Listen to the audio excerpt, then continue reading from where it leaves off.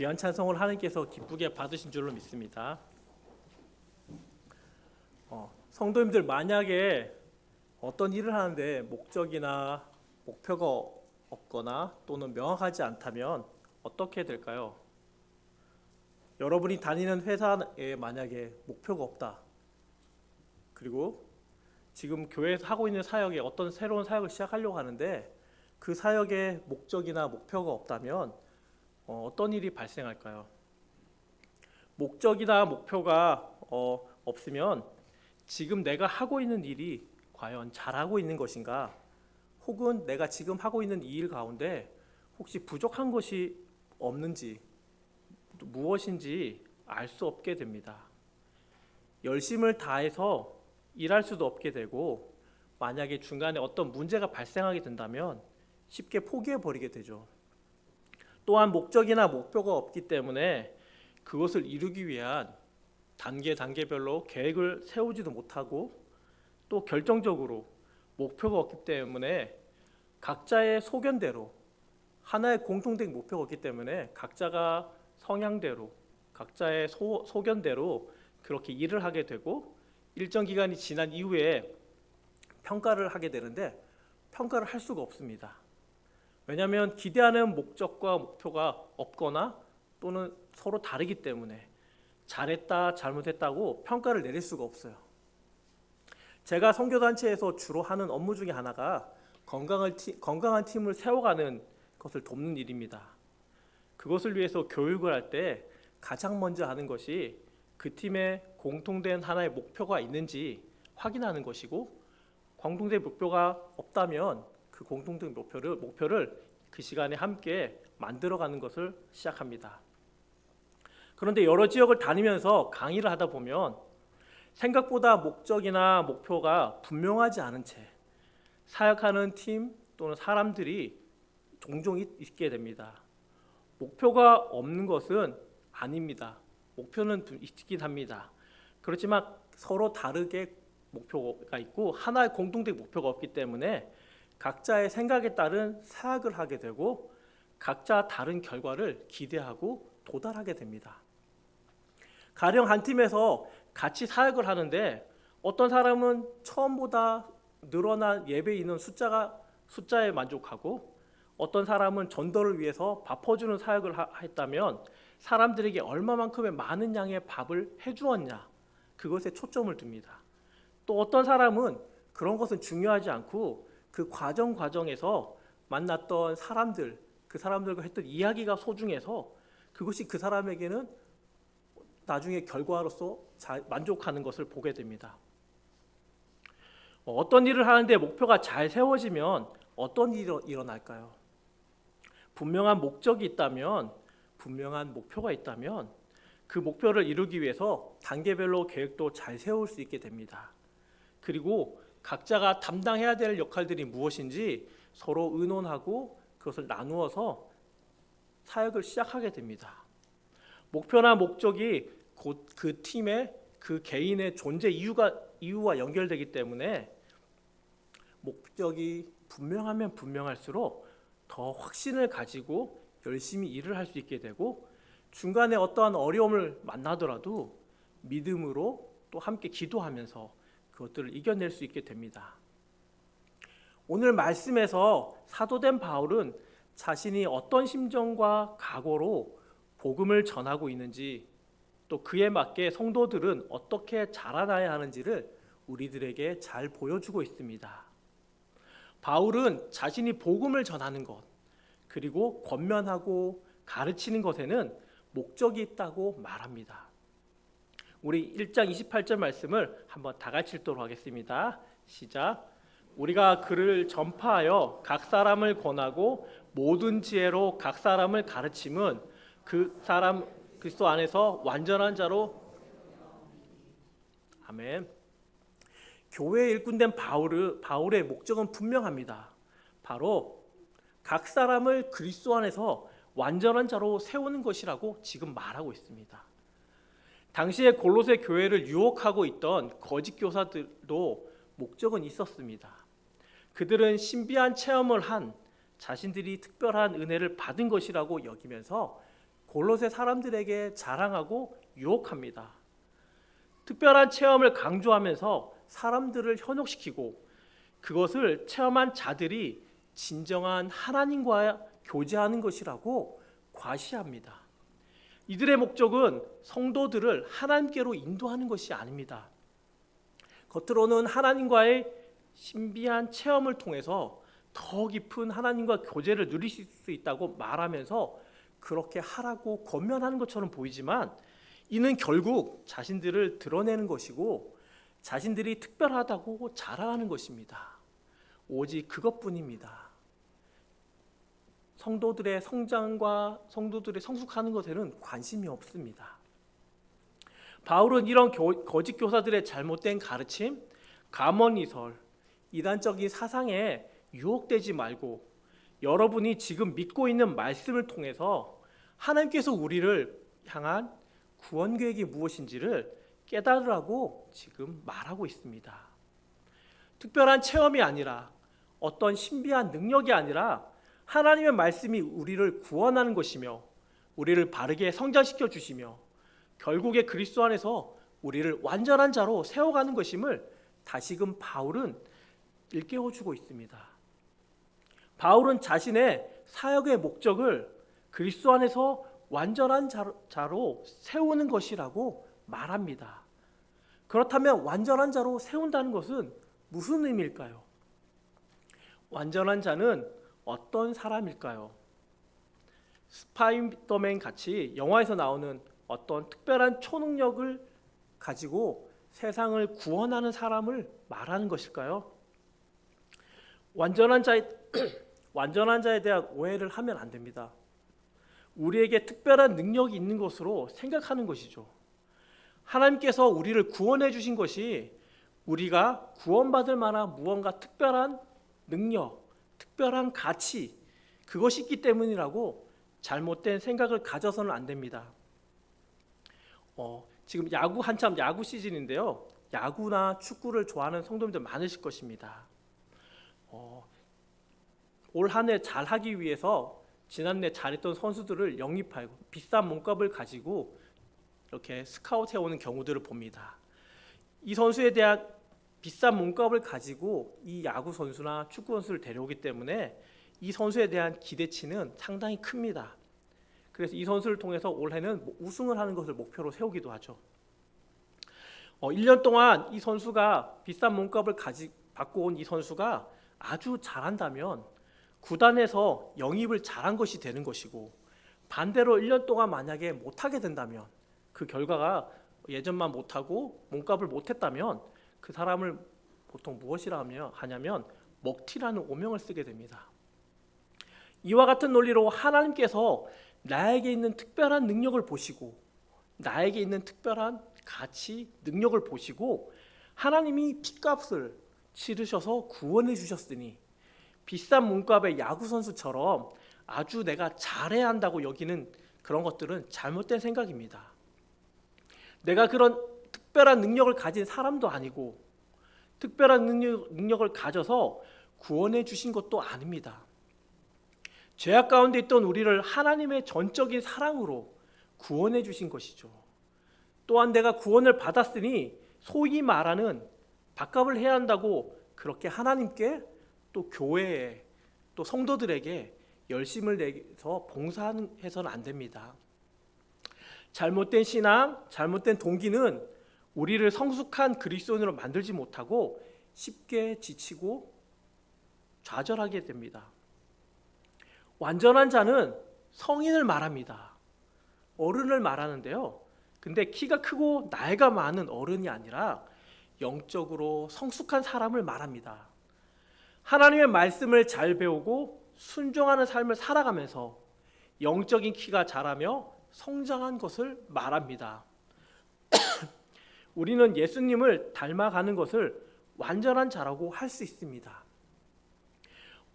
완전한 자의 그 어원의 뜻을 보면 텔레이온이라고 하는데요. 완전한 자는 성숙한 신앙이를 말합니다. 영적으로 어린 신앙이 아니라 성숙한 신앙을 말하죠. 장성한 신앙을 가진 자로 사도는 어린이가 먹는 이유식 정도가 아니라 딱딱한 음식도 소화할 수 있는, 그것도 소화시킬 수 있을 정도로 신앙의 심지가 굳어진 견고한 사람을 말합니다. 따라서 현재 골로새 교회를 위협하고 있는 이 거짓 교사들의 잘못된 가르침에도 흔들리지 않을 뿐만 아니라 분별할 수 있는 능력까지, 그것까지 이르는 것을 기대하는 것입니다. 신명기 18장 13절입니다. 너는 내 하나님 여호와 앞에 완전하라. 또 마태복음 5장 48절입니다. 그러므로 하늘에 계신 너희 아버지의 온전하심과 같이 너희도 온전하라. 하나님의 자녀들은 완전하신 하나님을 닮아야 합니다. 완전한 자는 하나님같이 거룩하고 흠이 없고 책망받을 것이 없는 사람이 되는 것, 최고의 수준에 도달하거나 도덕적으로 완전하게 되는 것을 의미합니다. 그리스도를 받아들인 모든 신자들을 하나님 아버지를 닮은 완전한 자로 세우는 것이 지금 사도 바울의 목적인 것입니다. 완전한 자에 대해서 에베소 말씀은 이렇게 말하고 있습니다. 에베소 4장 13절 말씀을 우리 다 함께 읽겠습니다. 시작.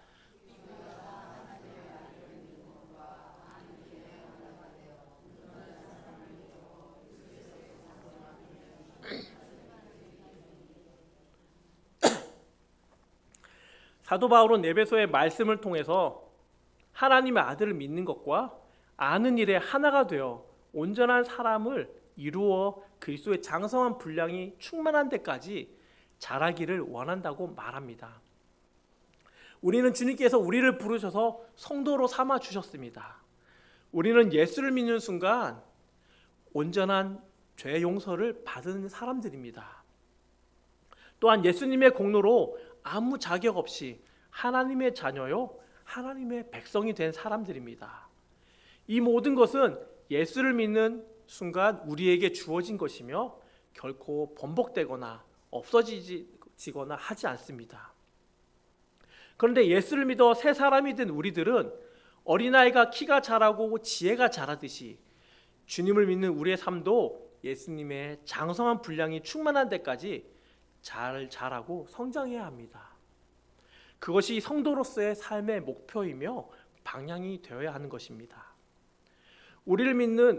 예수를 믿는 순간 모든 죄가 용서되었다고 생각하면서 더 이상 잘할 필요가 없다, 모든 것이 완벽하다, 또 완성되었다라고 생각하면 안 됩니다. 성도는 틀림없이 예수를 믿는 순간 죄 용서를 받았지만 계속해서 자라가며 그리스도의 장성한 분량이 충만한 데까지 이르러야 합니다. 이것이 하나님께서 사랑하는 자녀들을 향한 계획과 은혜인 것이죠. 바울은 성숙한 자로 세우기 위한 자신의 그 목적을 위해서 애쓰고 있는 우리들에게 말해주고 있습니다.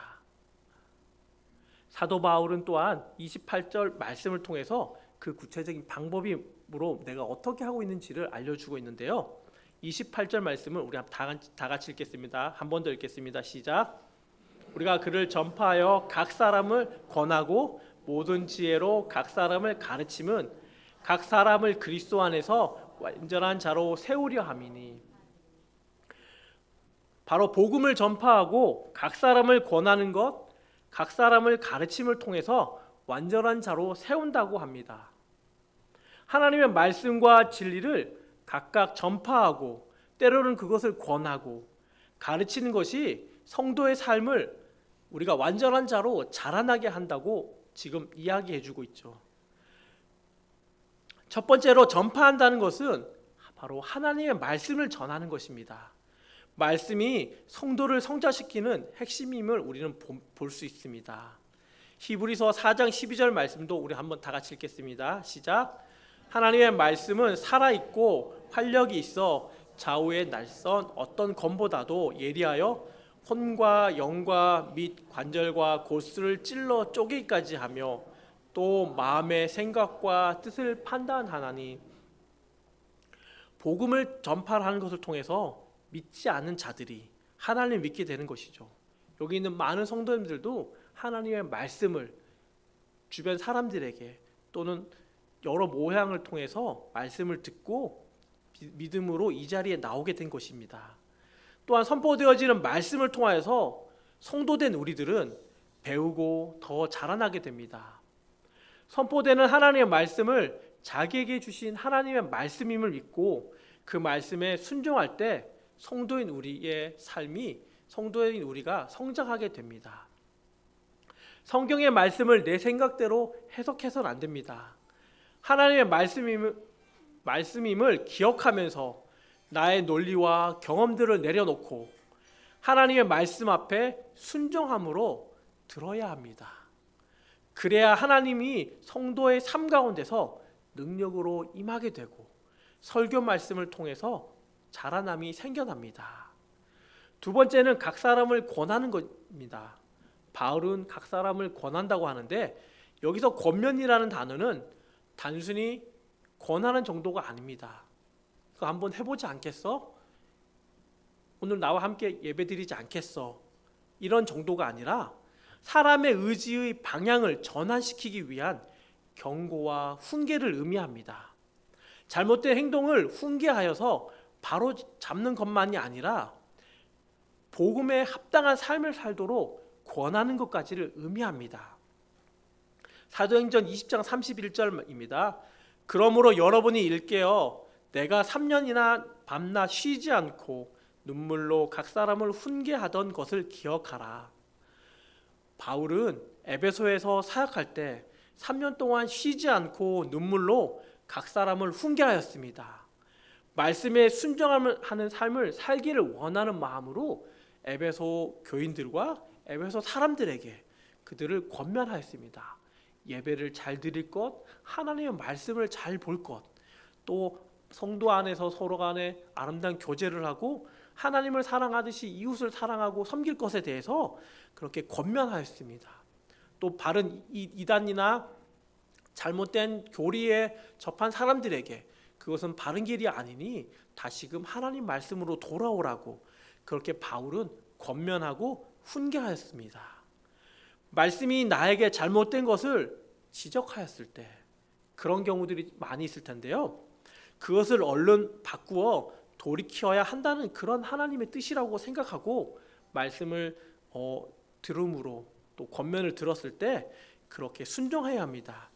그렇게 다시금 잃어버린 그 자리로 돌아가야 되는 것입니다. 우리의 감성은 늘 자기중심적인 사랑에 의해 왜곡되어 어리석은 선택을 하거나 일관되지 않을 때도 참 많습니다.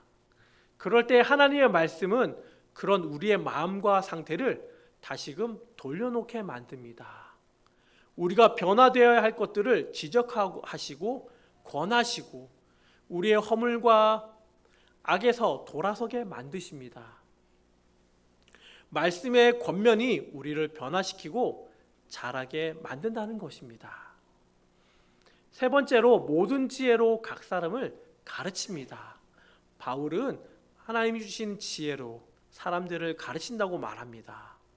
복음을 받아들인 사람들에게 교리와 삶의 원리를 알리고 깨닫게 하는 것이죠. 골로새 교인들은 에바브라의 가르침을 받았습니다.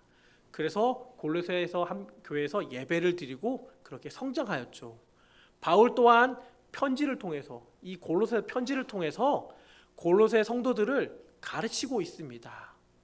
골로새 성도들이 이단 가운데 거짓 교사 가운데 흔들리고 있다는 얘기를 듣고 편지함으로 하나님 앞에 다시금 바로 설 것을, 우리가 믿는 지금 말씀이 온전한 말씀임을, 너희가 지금 유혹되고 있는 그것은 잘못된 것임을, 그것은 바른 것이 아닌 것을 지금 가르치고 있습니다. 올바른 가르침을 받음으로써 신자들은 하나님의 말씀을 바르게 이해하게 되고 영적으로 성장해 가게 됩니다.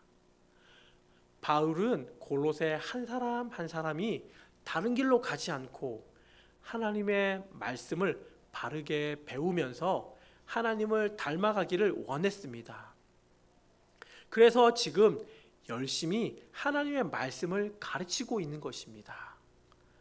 이를 위해 사도 바울은 지금 자신이 열심을 내고 있다고 말합니다.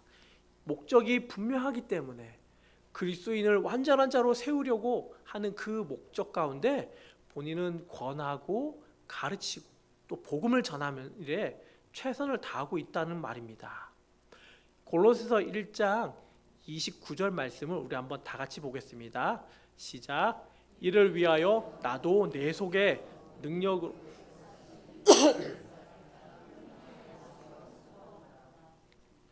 아멘. 사도 바울도 성도들이 자라나게 하기 위해서 자기 자신 안에 능력으로 역사하시는 이 역사를 따라 힘을 다하여 수고하고 있음을 밝힙니다.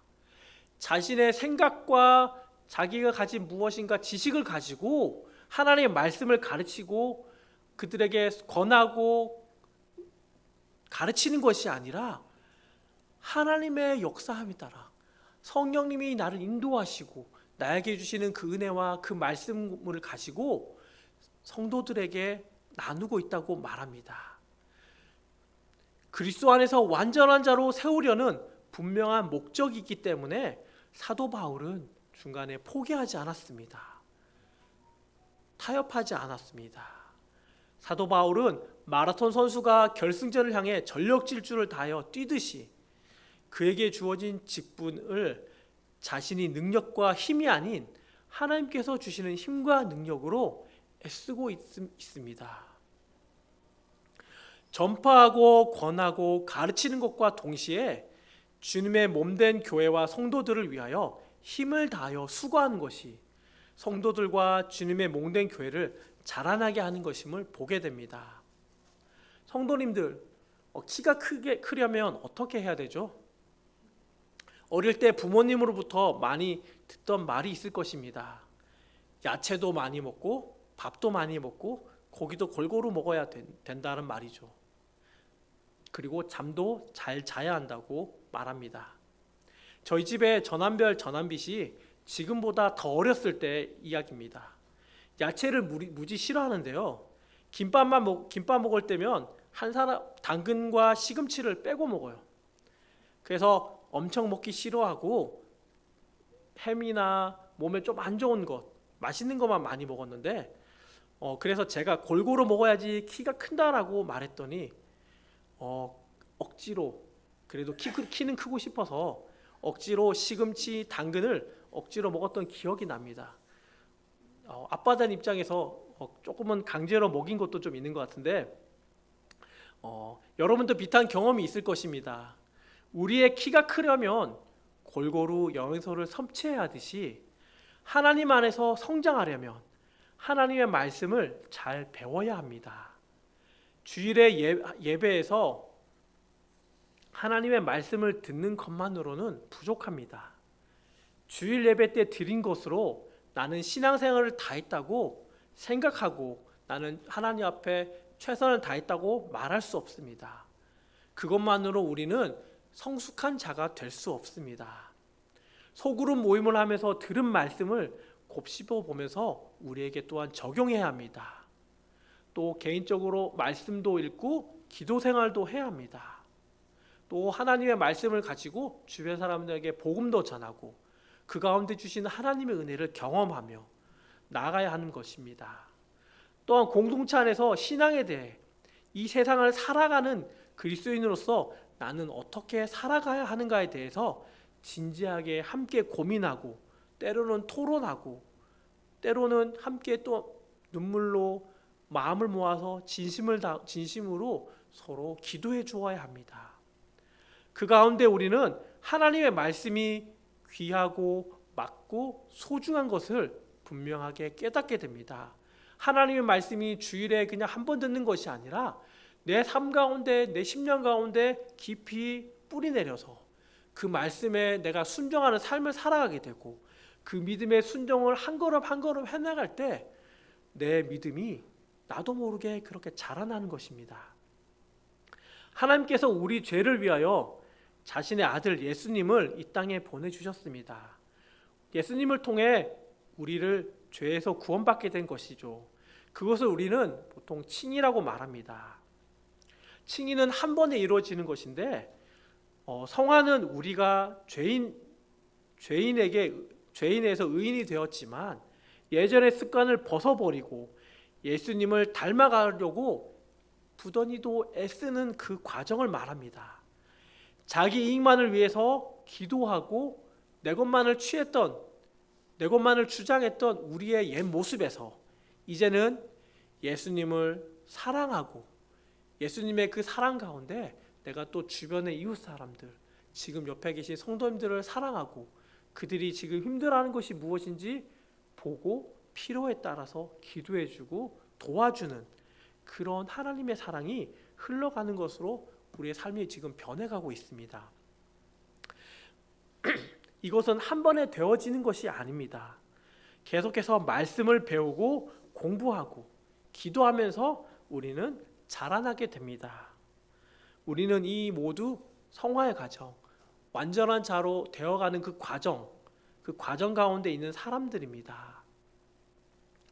그리고 그것은 나 혼자 생각과 노력으로 되는 것이 아니라 그리스도 안에서 완전한 자가 된다는 것입니다.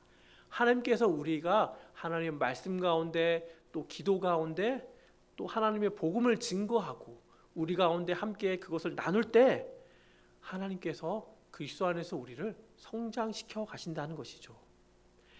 1년이 지나고 2년이 지난 후에 여러분들의 신앙생활을 되돌아본다면 지금보다 성장한 여러분들의 모습을 저는 분명히 보게 될 것이라고 확신합니다. 여러분 저를 한번 봐주세요. 여러분 앞에 있는 저는 완전한 자입니까? 그렇지 않습니다. 저도 부족한 것이 엄청 많은 사람입니다. 단지 그리스도 안에서 완전한 자가 되고자 애쓰는 사람입니다.